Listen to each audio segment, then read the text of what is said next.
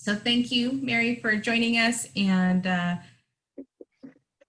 we'd love to hear some of the ways that we can help support Native people, Wenatchee people, locally, as well as some of the assistance needed still in the fire recovery efforts. So I'm going to turn it over to you and let you go ahead and talk. And if you want to just focus on Mary, then you have the ability to do speaker view, where you only see Mary talking.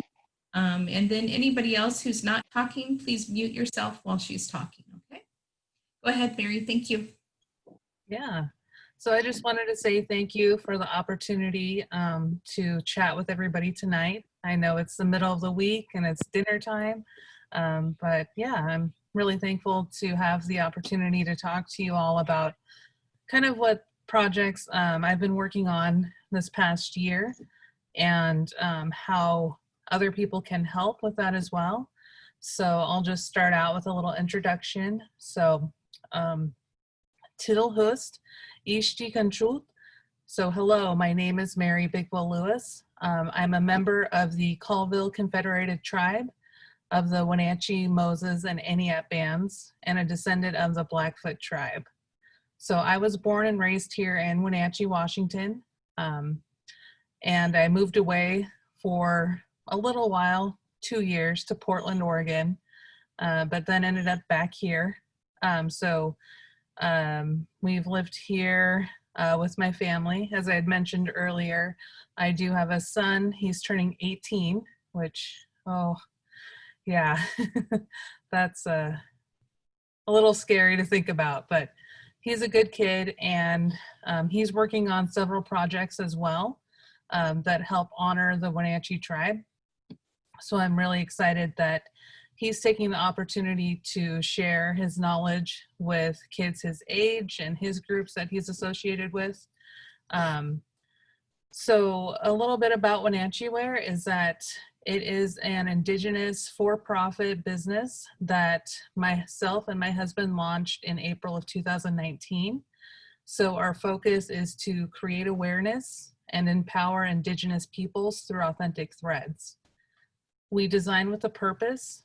Each of our designs shares local history, focusing on local Native American tribes. So when we launched the business, we wanted it to be more than just purchasing a t-shirt or a sticker. That way, it's something that can give back and just create awareness, because growing up here, I recognize the lack of Indigenous history being taught at grade levels. And this is an opportunity to reach a broader audience. So we're not limiting to just Native people or just a specific race or age or anything. It's really for anybody. And with Wenatchee Wear, I start out hand sketching each design. So just the good old paper and pencil is my method. And then my husband and I both co-own another business, a graphic design business. So these kind of work hand in hand together for us to be able to know the marketing and how to have the connections with different vendors, and also just the knowledge for creating digital files for printing. Earlier this year, we moved all of our garment printing in-house. So we're doing all of our garment printing here in our shop. We did have our son helping us for a little bit. We're looking to expand and get somebody else in here part-time to help because it's beginning to be too much. But with Wenatchee Wear, I also wanted to find a way that we could make Wenatchee natives feel more welcomed here, because with the history of the Wenatchee tribe, and with a lot of tribes, the land was taken away from the tribes, and that would happen through treaties that were not upheld by the government.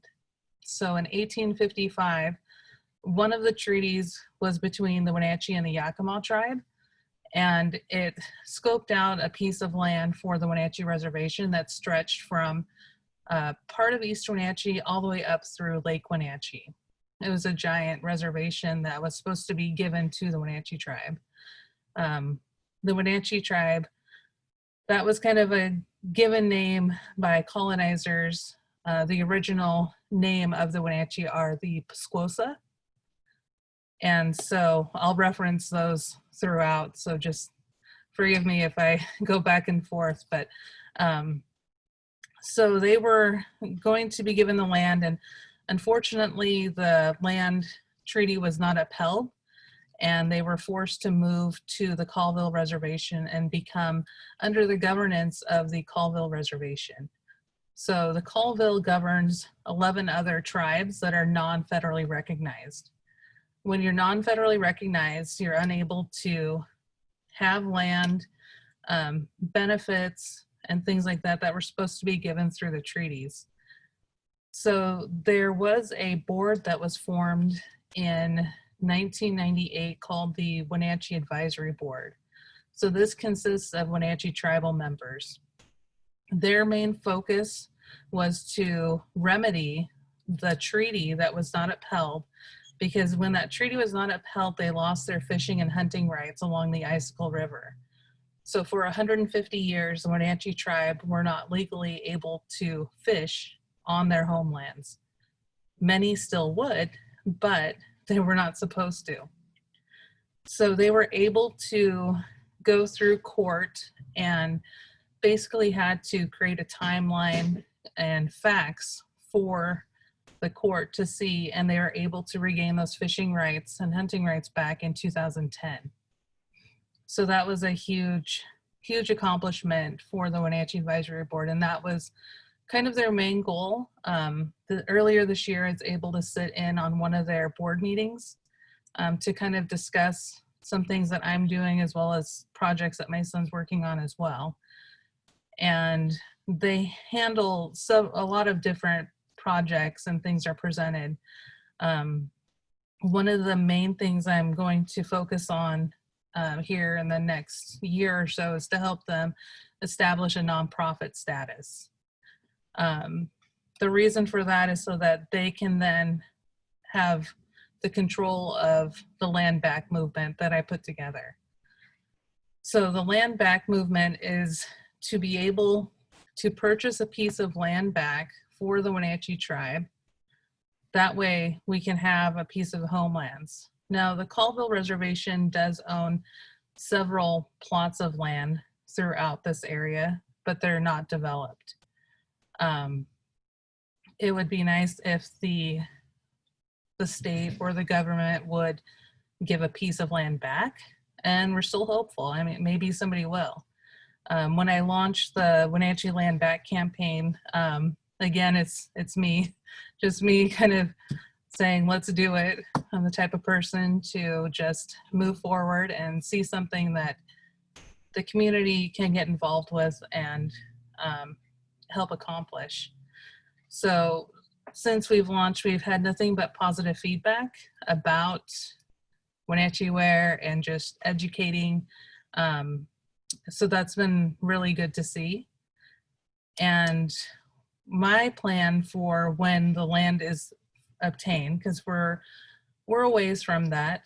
To date, we've raised almost $12,000. So there's a link on our website that's a donate page that has the two ways that you can donate, which is through our GoFundMe page and our Venmo. So our Venmo name is on there as well. Once we obtain a piece of land back, I'd like to then look into building a community center. The community center can act as a place for gathering so that tribes and indigenous peoples can come here and have a place to meet. One of the reasons for that is when I was talking with the advisory board, we were trying to plan a facility where we could have an annual meeting for the Wenatchee tribe that could house 230 to 300 people on our homelands, near the water, with a space to cook.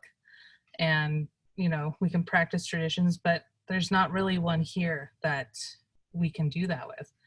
So I think that they should at least have that in itself. And as well as with that community center, we'll then have a trading post that will have Wenatchee Ware products as well as other authentic indigenous made art.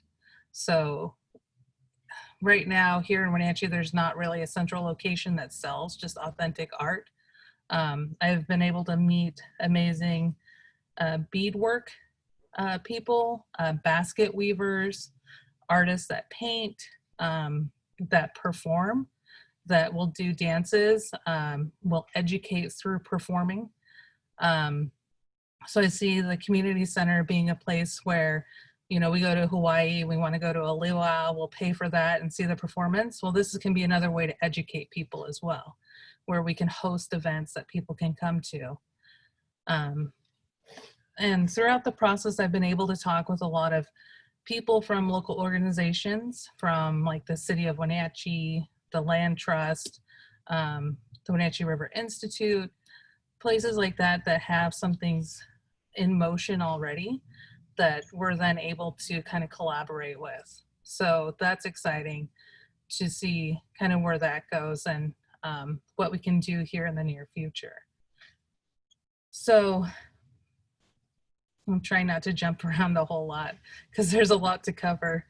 But that's kind of the main thing with the land back movement, is just to honor those treaties. We've seen, I don't know if many of you have heard about Oklahoma and how they've been able to obtain quite a bit of land back this year. There's a lot of indigenous groups that are coming together to put together land backs, and I've been chatting with them. They're in the Dakotas, kind of all over the United States. There's these movements and organizations that are forming to come together.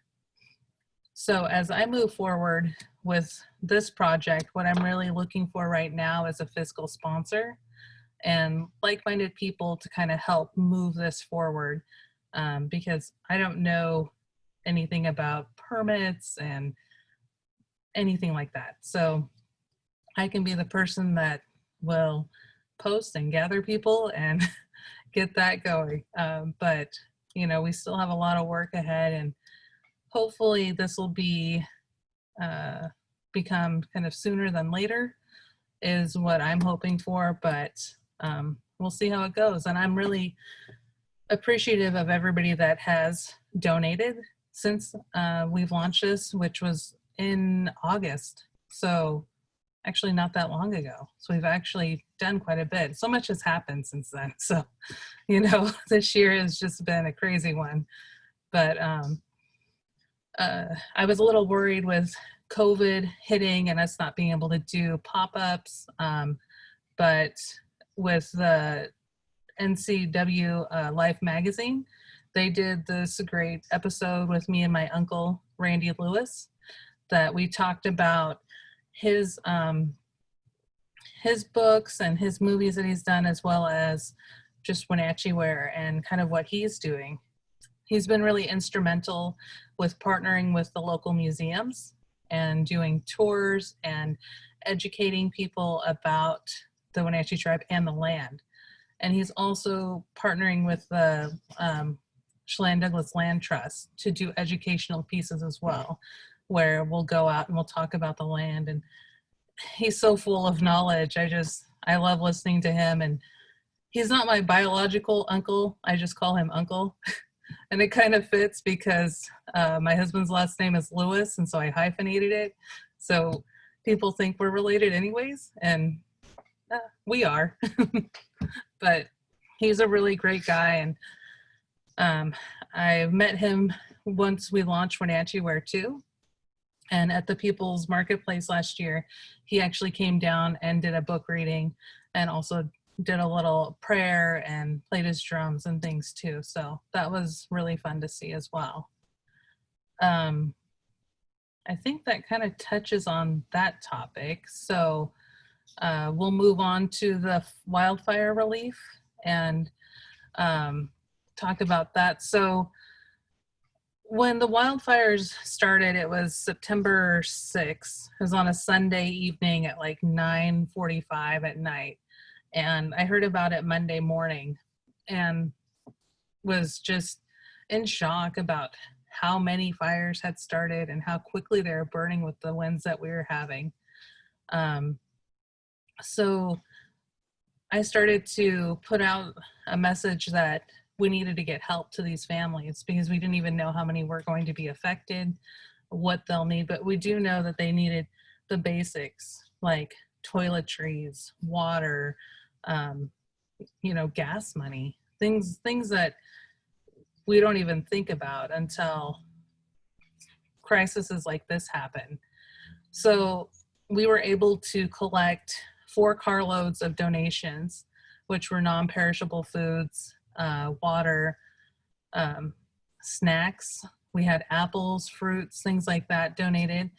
And I didn't know where to take them because the community center in Omak was closed because the fire was right behind it. So they couldn't open that up to people.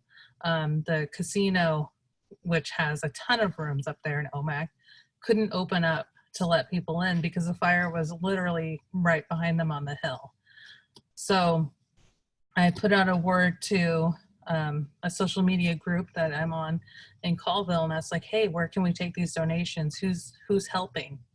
I contacted the Red Cross here locally and a person in Chelan, because there was a fire in Chelan too, to ask, hey, where can we take these? Can you guys take donations? And unfortunately with COVID, a lot of people were restricted with taking actual item donations, even if they were new. So she's now my friend, Faith Zackerly. She is involved and instrumental in the River Warrior Society. So they're an indigenous nonprofit that formed. They are located in Spokane, but they collaborate with, I'd say, 7 other tribes that are water tribes. And so they get together and they go out and they paddle in the canoes and they do ceremonies and do prayers for the fish. Just last year, they released a bunch of fish up north too to kind of help regrow that fish population up there. So her organization had stepped up. It was actually her and her husband and a handful of people met me in Cooley Dam and 4 other people that drove up with me. And we did kind of a swap. We said, okay, here you go. We unloaded everything to them and they took them to the locations where they knew people were going to be at. And throughout that week, we had sent up, I'd say 7 vehicle loads of donations that we were just collecting here at our shop in Wenatchee. And then as they were kind of acting as a center to let people know that they need help, and anybody that was displaced and here in Wenatchee staying at the hotels, I was handing out my business cards, telling them to call me. I was able to meet up with 4 families. Each of them had at least 3 or 4 young kids. Didn't have anything but the clothes on their backs. They were washing their clothes in the tubs at the hotels because they don't have money. They didn't have anything to be able to provide. And, just what was given through the donations of like the Red Cross that was there. So thankfully we were able to give them gas cards so that they could get back home. The families I met here, their houses were endangered, but they didn't lose them. So they were able to go back up. But that was only after like 5 or 6 days here in Wenatchee and living in a little hotel room with 6 people. So we got them some Walmart gift cards so they could go and purchase, underwear, things that they needed. Because when you start collecting items, it's easy to get overwhelmed with things that you don't need. And you have too many small socks and you need large, or you have, little boy underwear or whatever, and you need something else. So this was a way that we could give back to the family. That way they can get exactly what they needed. And we had people donating like bread and lunch meat, peanut butter, snacks for the kids. So that was nice to be able to help. And one of the families, well, I've been keeping in contact with all of them, but once they were able to go back home, their house was so close to the fire that everything just smelled the fire. So you have to clean it. You know, the air quality was super bad, you know, for that week. I went up there the following week and it was like 550 like air quality up there. It was horrible. So they were getting them the little fan units, the box fans, and they could put the filters on the back so that could help kind of clean the air. And those actually helped really well. So yeah, right now with the recovery efforts, I'm taking a step back as far as collecting items here in Wenatchee, just because we've had to move the sorting facility in OMAC because the OMAC Community Center closed down. This is not affiliated with the council, the tribal council. So everybody that I'm working with, we're all volunteers. And we're all just doing this, and we're on the ground going house to house and getting people the things that they need. So I've made 3 trips up there where I've gone and hand delivered items to people. This last trip, that was a little family. He's a young man in his 20s, a college student with 2 young girls, a 1-year-old and a 3-year-old. And he lost everything. His entire house is gone. He had to leave his livestock there and his families, and thankfully those animals were saved. But his fencing and his home and everything are just gone. He's been in a hotel for the last, now it's going on 3 weeks since the fires broke out. They didn't have clothes, so I went and I asked him specifics, what do you need? And he's like, I need everything, and somebody's going to help me set up a GoFundMe. He doesn't know how to set up a GoFundMe. He's not in this technology age. We kind of assume everybody knows how to do basic things, but his focus is on other things. And that's the same with a lot of elders on the reservation, is they don't know how to do a fillable form online and email it back.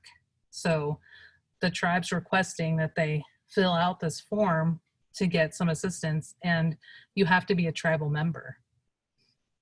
Well, not everybody that was affected by the fire on the reservation is a tribal member. So with the organization that I'm working with, we don't have those restrictions. We're helping anybody that needs help because we just can't pick and choose. It's not fair to do that.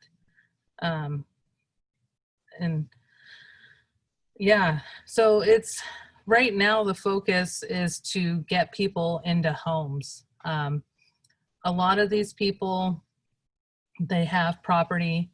It wasn't in their name. A particular family that had a home in their family for the last 50 years. The property and the home was still in the grandpa's name, who's deceased. And the process to get the name changed into the current owner has taken over 20 years and it still hasn't been transferred. So even if he wanted to get homeowner's insurance, he couldn't because it's not in his name. So there's a lot of instances like that where even though they want homeowner's insurance, or they just don't know how, or they can't. So then they're stuck with nothing. I met this gentleman who's a single dad of 4 young girls and have taken him stuff, and his friend had sold him a motorhome, like a camping motorhome, and it can house all of them. That's the only thing that they own right now. But he had to come up with the other $1,000 to pay because his friend's like, hey, I gave you a good deal. He's like, I don't know what I'm going to do. I can't even provide. So with the donations that I've received through our PayPal, we are able to go up there, get him a money order and hand deliver it to him so that he has a place that his daughters have a safe place to stay. Otherwise, he's forced to move in with family members or go into a hotel. There's just a lot of stories that I could go on about that, and I want to leave some time for questions and things. And um, right now, we are working on trying to get people into homes because they need a home to go to. It's starting to get cold. Um, the River Warrior Society they are on Facebook, and like I said, they are a nonprofit. They do have a PayPal that you can donate to and get a tax write-off. If you donate to my PayPal, I'm unable to give a tax write-off because I'm not a nonprofit. I'm just doing this strictly as donations. Um, and we've had several people donating new items that, of course, if you're donating, a substantial amount, you want that tax write-off, and that's great. So they are kind of the central facilitators of these efforts. And we're actually working with people from all over the state, from Portland, from Montana. We had a tribe come over from the Dakotas that have been gathering donations and driving them to the location to drop off. They, like I said, they had to move out of the community center because the tribe shut it down. So they're now in the old casino just between Okanagan and Omak. So they've been in there sorting, everything's organized. They have a check-in process where they find out what they need, they document everything, and keep in touch with the families to find out exactly what's the next step and what exactly do they need. Like I mentioned, it's nice to give stuff and items, but right now a lot of the families don't have a place to put it. So this facility works well because we can tape off areas for families if we do have larger donations or beds or furniture, things like that, that they can store for them. But right now, the monetary donations are what's being recommended, just because the families can buy what they need when they need it, versus just having too much stuff given to them at once. With the family that I purchased clothing and stuff for, I purchased suitcases and tote bags. That way it's something that they can move with them, not just like here's some clothes. And so I'm trying to make sure that the families have those things. That way it's easy to move their clothing and things that they have. But there is a nonprofit in Puyallup that was working on getting mobile homes set up, trying to get those transported over. And we're figuring out if it even makes sense to pay to have it moved over, or if it's just too much money and too much effort. So they've been trying to facilitate some efforts with carpenters to come up and help with rebuilding fences, also building tiny homes. So they have a couple of those already, and they know of a few tribes that are actually focusing on just building tiny homes. So that's another option. But if anybody has, an old camper or, like a motor home or things like that, that they could potentially sell or donate, that would be great, because then we can get these families into some sort of home while we look at rebuilding. The tribal housing, last week when I was up there, I heard that they are full. So they can't take anybody else in and give them a home. There's several locations up on the tribe and on the reservation that do have the tribal housings, but there's no units available. I went up and met with one of the councilmen last week with my uncle. We went to his house and gave him gift cards because he was going to take those up to families in Inchalum and other places on the reservation that he knew that needed help.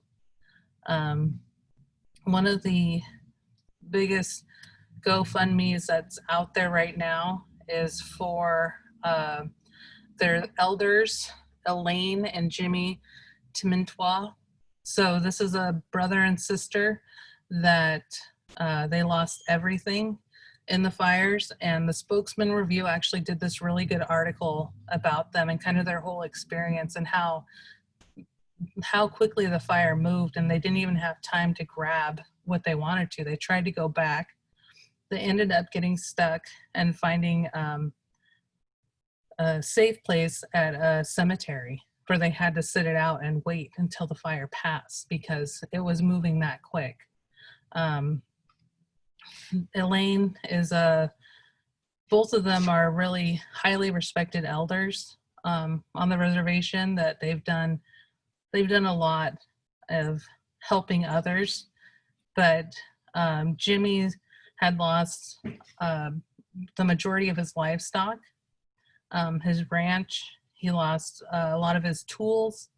The current GoFundMe, they're asking for $175,000, but that's not even going to cover what they lost. And so they had family members that set it up. And on their GoFundMe page is the article 2 that the family member set up, and there's pictures on there that you can look at as well, that shows kind of their property and things like that. But this is just one of the families. Last I heard that there were 80 plus homes, and then I believe it was 60 some kind of secondary houses, but the 80 homes that were lost on the reservation is really significant. And just that we only know of maybe 25 of them that are getting help through the River Warrior Society and those efforts. So there's still a lot of people out there that need help. And so we're still trying to contact them, and people are still coming in. When I was up there on Friday, the family came in and they said they had been camping at the Stampede grounds since the fire broke out. So that was almost 2 weeks of camping in a tent at the campgrounds, and they had just came in to ask for help. And it's not that they don't want to, but there's, the sense of pride of having to ask and say, I need help. That's really hard to do. So I'm really proud of the efforts that the River Warrior Society has stepped up and has become so instrumental in helping everybody. And that, I can use my connections, my social media reach to rally our community to continue to help them as well. Like I said, I'm still collecting some item donations, but not a lot, just because it's really hard to manage that with it just being me and my husband. Our son will help sometimes, and my brother-in-law will come down. I actually had these girls from Quincy. She was a senior in high school, and her cousin was a junior in college. They came down here every day the first 2 weeks this fire happened with carloads of donations every day. They were here helping sort, put things together. It was truly amazing to see our youth step up and really help and want to help. She even wanted to drive up one of the last big loads that we took up, and her mom ended up coming up with us too. There was a gal in Kashmir. She is a senior, and she fundraised for the whole first week and brought a whole trailer load of donations and $1,100 in cash donations. And she's using, standing out in front of Martin's Marketplace with a little can and asking for donations. And she did that for a whole week. So it was truly amazing to see just how much everybody stepped up to help.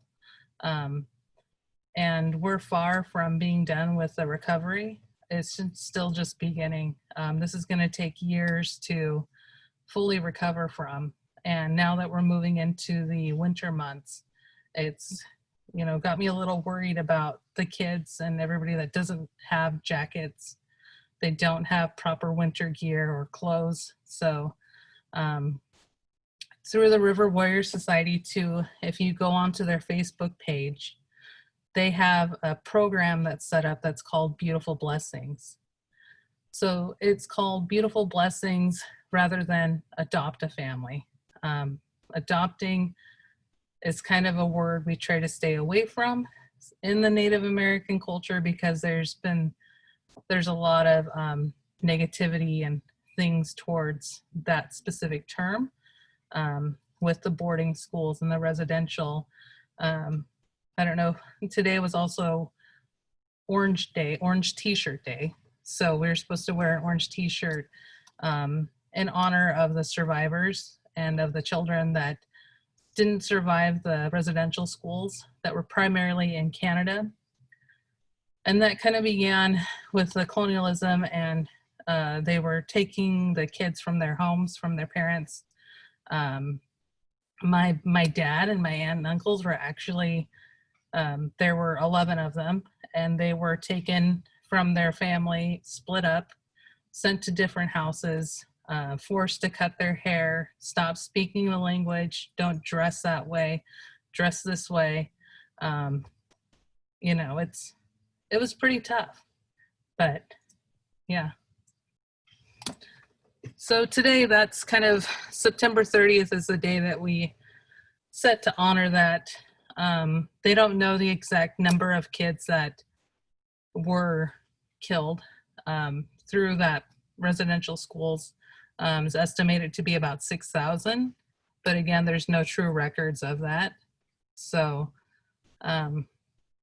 yeah, there's just a lot of negativity, and I've talked with my aunts about that too, and she said just within the last 10 years they've actually been able to finally try and process that and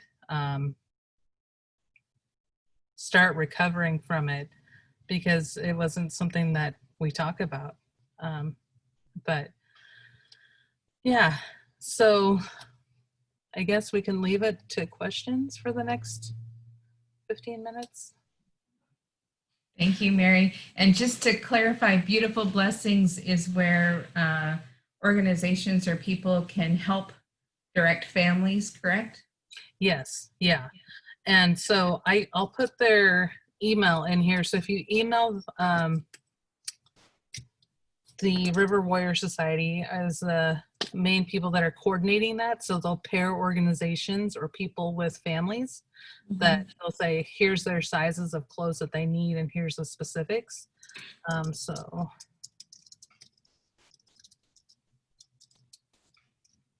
let me just put it in here in the notes.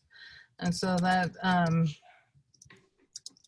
Faith Zachary and Twali are the main people you'll be talking with through that email. So they're the ones that are coordinating all of those connections. So wonderful. So if you have a question for Mary, go ahead and unmute yourself and ask the question.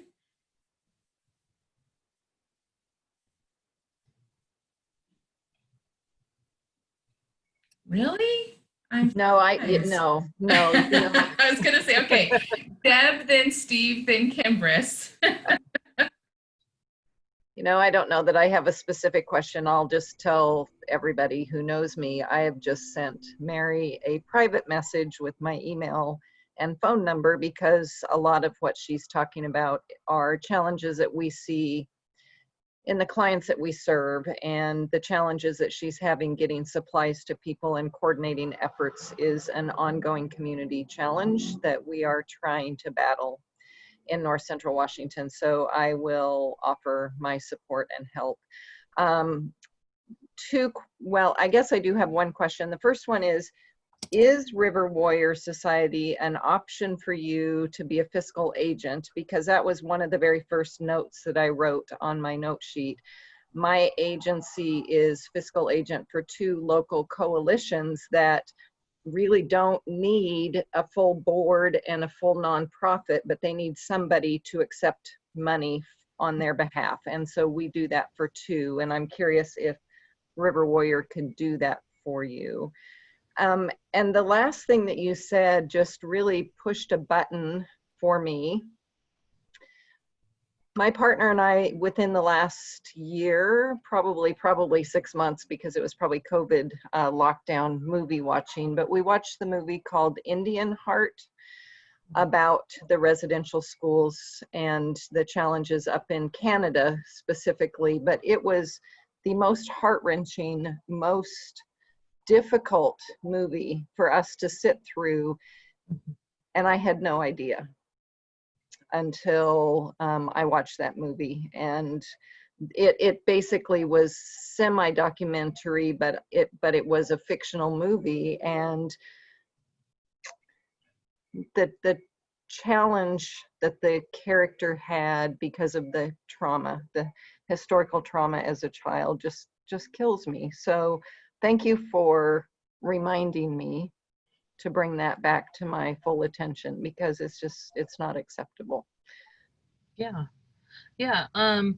The River Warrior Society actually has a fiscal agent that they've utilized in the past. So I've been talking with that specific, trying to find my notes. But I have asked them to be our fiscal sponsor. And so I'm still waiting to hear back from them, but they work with the River Warrior Society on several projects. Oh, the Upper Columbia United Tribes. So that's who the River Warrior Society's fiscal agent is, and that I'm actually asking as well to become ours as well. But yeah, that I know which movie you're talking about, and we've watched that too, and it's just kind of the tip of the iceberg of what the kids went through, and it's something that's not talked about a lot.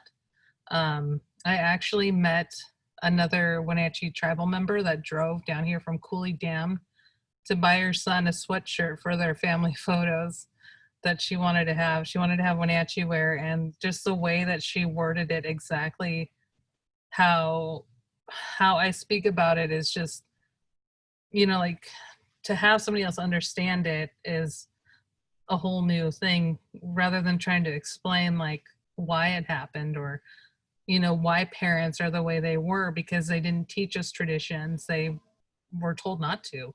I wasn't raised in a traditional home, living here. My mom was adopted by a white woman, but she raised us like her own. So she had a huge influence in my upbringing. But I still keep in contact with my biological family on my dad's side, and a lot of them are still in Canada. So. Mhm.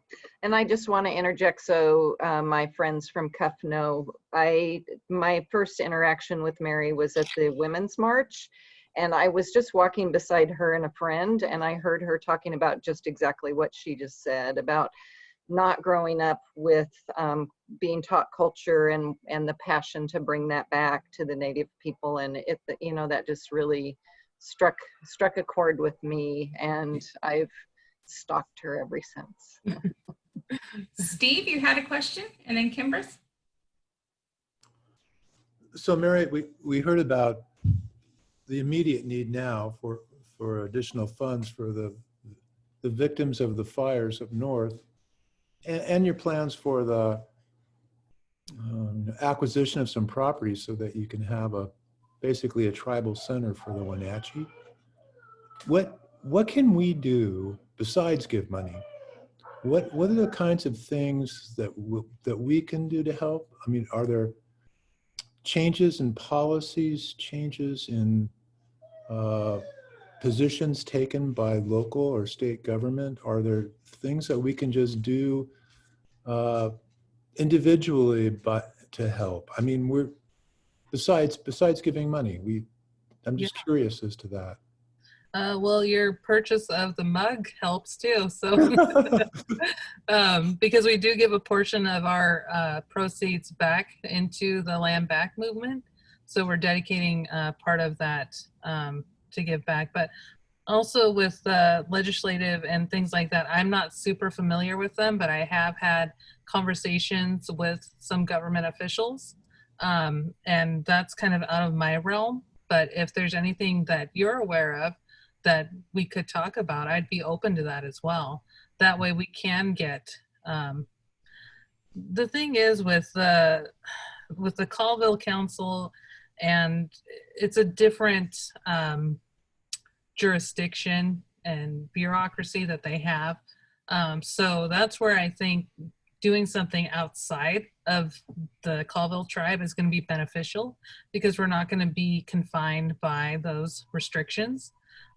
So with forming this nonprofit and then moving forward. And like I said, maybe somebody will be willing to give back land, like the government or the state. The Confluence Park down here is state owned. They could give a portion of that back too.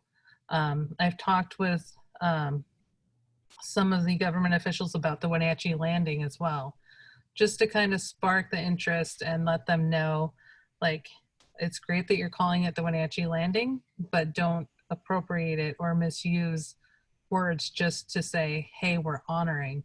Because that's the thing that, that's a whole nother topic too, about misuse of Native American names and things to just kind of give that and then appropriating it by them selling merchandise and profiting from it.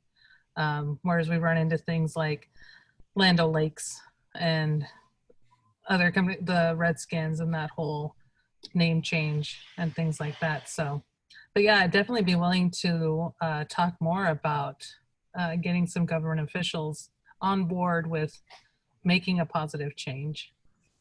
Well, there's some way that you or someone else could communicate with us when those types of things are needed, even if it's just a letter or a few phone calls. Those are things that we can help do. And I guess my follow-up to the property that you're looking at buying, so is that going to be privately owned then by the nonprofit? Yes. Okay, so it won't be trust land owned by the tribe or? I think with Okay. keeping it separate from the Colville tribe, who's the governing tribe for the Wenatchee, it would be best to have it separate.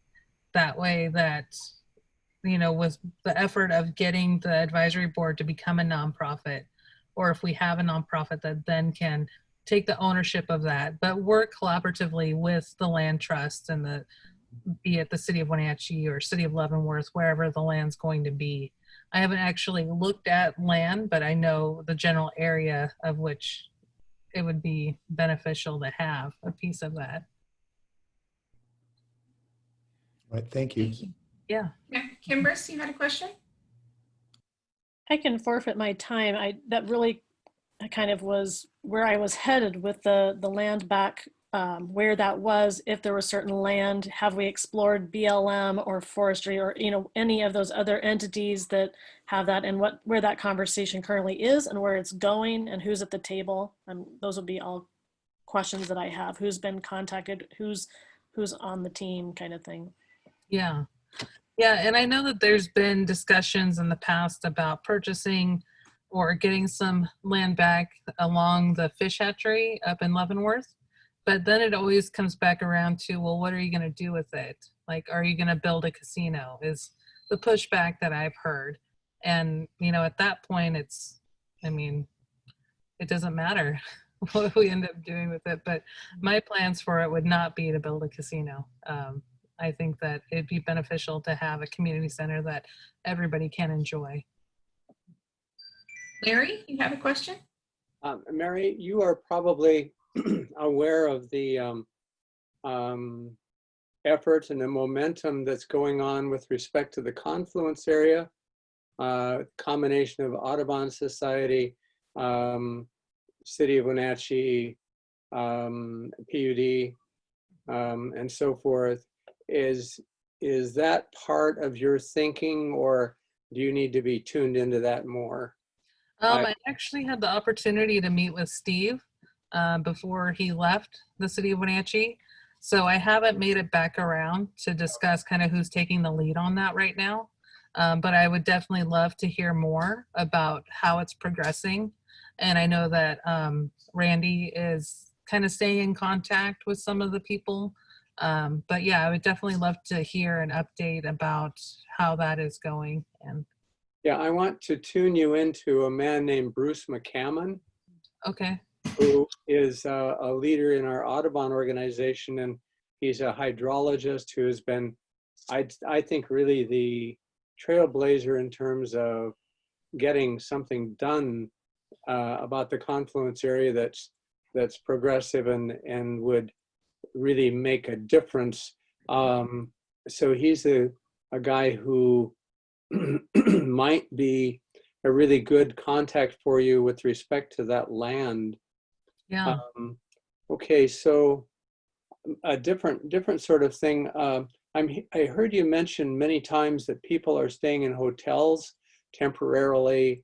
I'm amazed at that in a way because it seems like the most expensive sort of place to live.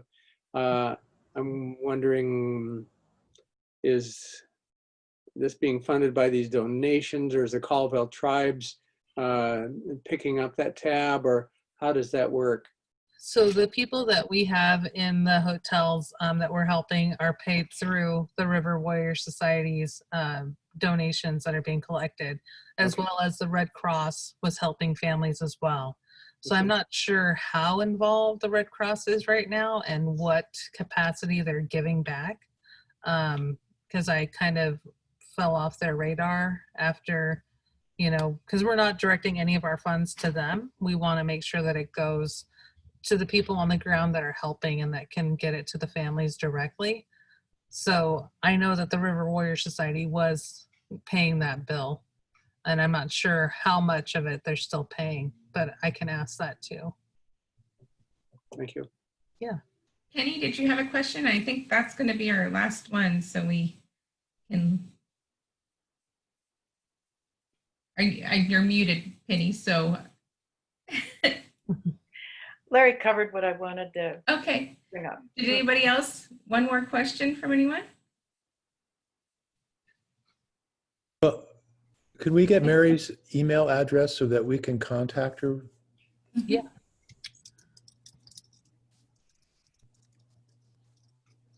I just put it in the chat. Okay, thank you. So I have a question. When Katrina hit down south years ago, FEMA stepped in and brought in a tremendous amount of mobile homes. There's a way to export. That was a disaster. Long story, but that was a disaster. But they did make them available at one point. Is there any way that FEMA can get involved and try to help out? Yeah, the last I heard was the Colville Tribe and the council is that they were seeking assistance from FEMA. I'm not sure what their progress is on that, but I know that they were requesting some relief from them. So I'm hoping that they were able to get some relief. And, talking with one of the councilmen last week, we were just talking basically about the families that were in need. But not exactly everything that was going on in session. So, but yeah, I do know that that was one of their main things that they were trying to get was that assistance. You had said from the math, quick math, the amount of homes that were lost and the amount of families. I tallied up 130 homes between primary and secondary homes. And if you can get your hands on through FEMA, 150 mobile homes, that might alleviate a tremendous amount of pressure. And there were 5 times that stored in areas outside of Louisiana that went to waste because they were not used, or there was a problem with them. But that would be something I would think somebody would want to look into. Yeah, definitely. I'll touch base with Faith and see if she's heard anything about that. Because she's, like I said, she's the one that's up there on the reservation, and she's driving all across the reservation back and forth. I don't know how she does it because she's Wonder Woman. But yeah, she is definitely the one to know that information. And yeah. And I'm guessing some of those might, some people might not qualify because of the different associations or non-associations with the tribe, and as well as not having homeowners insurance and so on. So, that will be one solution for some group of people, but it might not be a solution for everybody. And also with one of the nonprofits we are working with about donating the homes is they wanted to have it in the homeowner's name, but that also affects their ability to get help. So it changes their income. So they have to mark that as property and as it's going to affect everything. So I know that they were discussing how to do that so that people can still get assistance even though they have this house in their name, whether that was keeping it in the nonprofit name or actually transferring it to the landowners. Well, I want to honor Mary's time and thank her for joining us. You have a couple different things in the chat, the connection for River Warrior Society, the GoFundMe for the elders, Elaine and Jimmy, Mary Big Bull's email address, as well as River Warrior Society email address. So if you don't have those or if you don't capture those, let me know and I can get you that information offline as well. So thank you, Mary, for joining us and sharing your wisdom. And please let us know the different ways that we can assist. You talked about permits and we have people that know how to do that kind of stuff too. So just reach out and let us know. Thank you again for joining us. And thank you everyone for being here. Thank you.